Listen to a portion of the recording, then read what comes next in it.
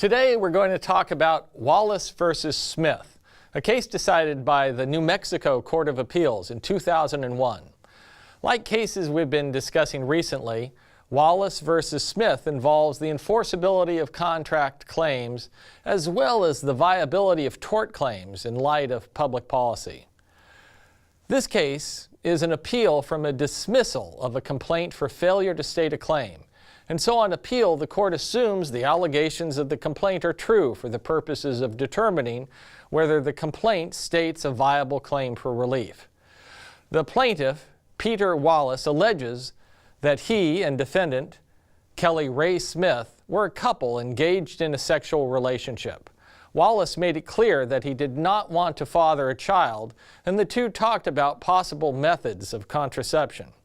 They agreed that Smith would use birth control pills and that their sexual intimacy would cease if Smith stopped using birth control. Wallis did not himself use any form of contraception. At some point, Smith decided to stop taking birth control, but she did not tell Wallis she had stopped, and the two continued their relationship. Smith became pregnant and gave birth to a daughter. New Mexico law required Wallis to pay child support for the first 18 years of his child's life. Wallis sued for compensatory and punitive damages, arguing that because of the child support obligations created by Smith's failure to tell him she had ceased taking birth control pills, he had suffered a substantial economic injury. The trial court, however, determined that public policy prohibited Wallis from bringing those claims. The Court of Appeals agreed. Recall our previous discussions about the factors that weigh in favor of finding that a particular public policy exists. One of the primary factors is what the legislature has said on the subject. The court emphasized that our legislature has spoken to the public policy that governs the economic consequences of sexual relationships that produce children, and that policy is reflected in New Mexico child support laws. New Mexico had adopted the Uniform Parentage Act, which, quote, imposes a form of strict liability for child support, without regard to which parent bears the greater responsibility for the child's being, unquote. That, in turn, reflected a strong public policy that makes paramount the interests of the child.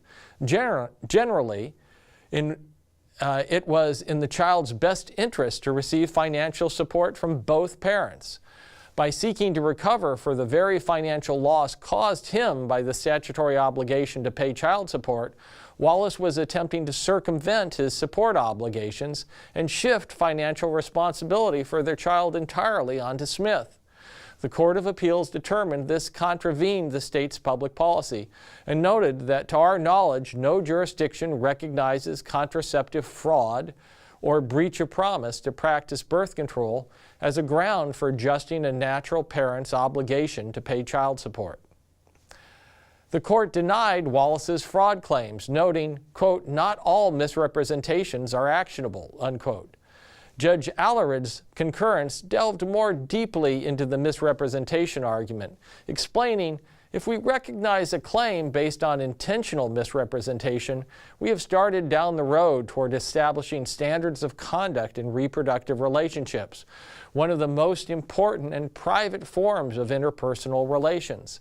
Candor in reproductive matters should be left to the ethics of the participants, unquote. Whether expressed as a contract or a tort claim, the Court of Appeals was clear that the economic injury caused by unwanted fatherhood was not compensable. The opinion's recital of facts suggests that Smith initially used birth control as agreed and only later changed her mind. But what if the facts were adjusted slightly? Imagine that Smith never intended to use birth control at all when she promised Wallis that she would. What kind of claim would that possibly suggest? Well, it sounds like promissory fraud. Could Wallis pursue a promissory fraud claim? In theory, the arguments for promissory fraud look strong, especially if Smith were financially secure and could provide for her child alone. But courts have not entertained such claims in the contraceptive fraud context. Perhaps the reality of intimate relationships and the often imperfect understanding those in such relationships have of one another's intentions make that a good thing. To my mind, however, the court goes too far in establishing an immutable rule against liability. The court's evidentiary concern could be handled by only enforcing written agreements of the kind that we've seen in the frozen embryo cases. And the court's concern about child support could be handled by keeping the plaintiff contingently on the hook for support if the defendant failed to have enough resources to pay for the child.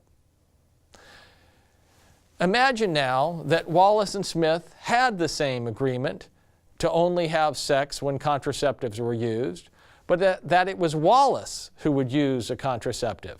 If Wallis intentionally ceased doing so and Smith became pregnant, would she have a better claim for damages than Wallis did in this case?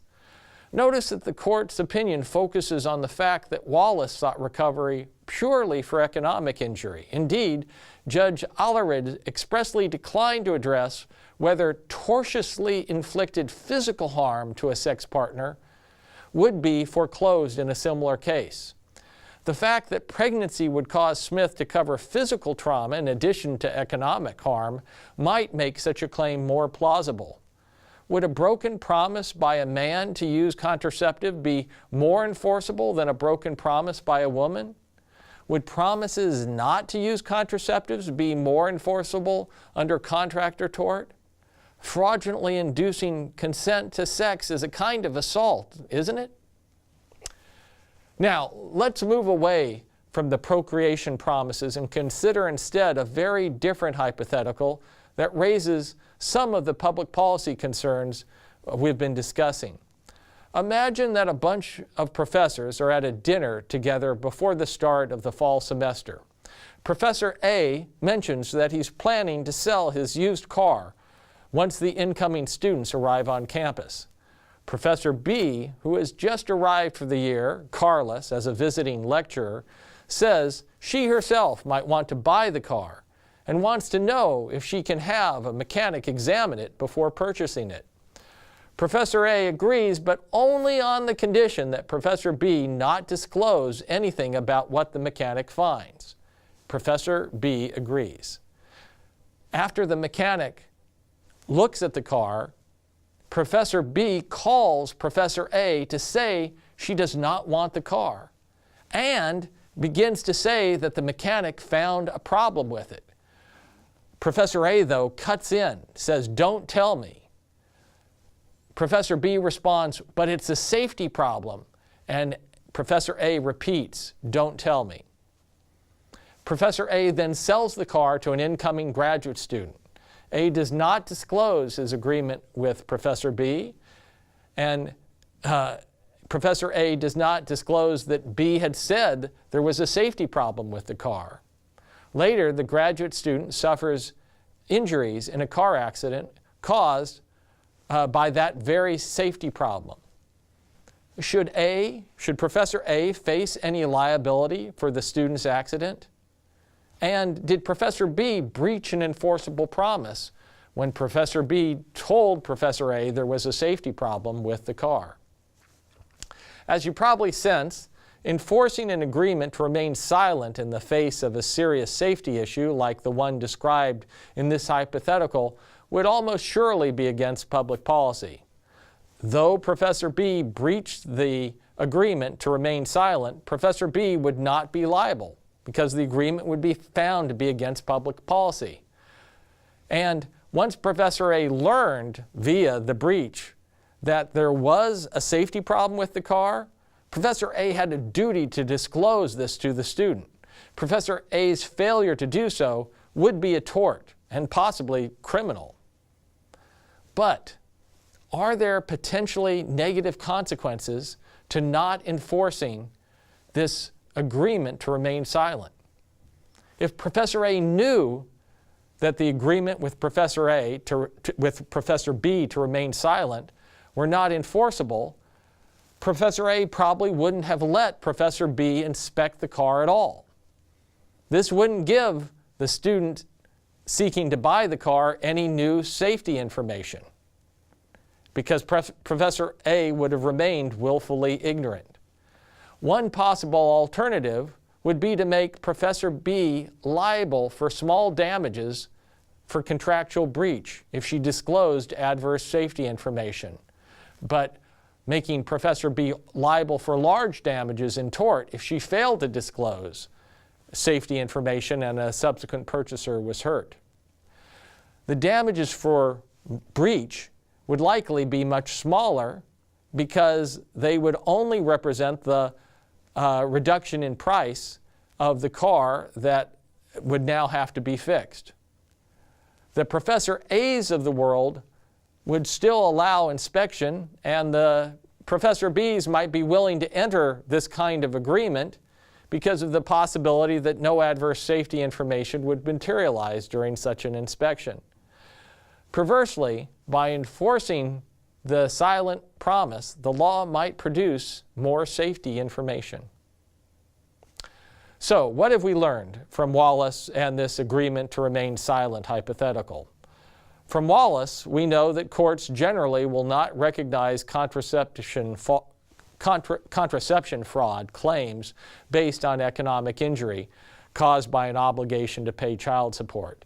And though the reasoning was based on the best interest of the child, the case echoes some of the concerns about interfering with private and intimate relationships we've touched on in previous cases. From the hypothetical about remaining silent, we saw another example of an agreement in a context that would almost universally be considered unenforceable. But we also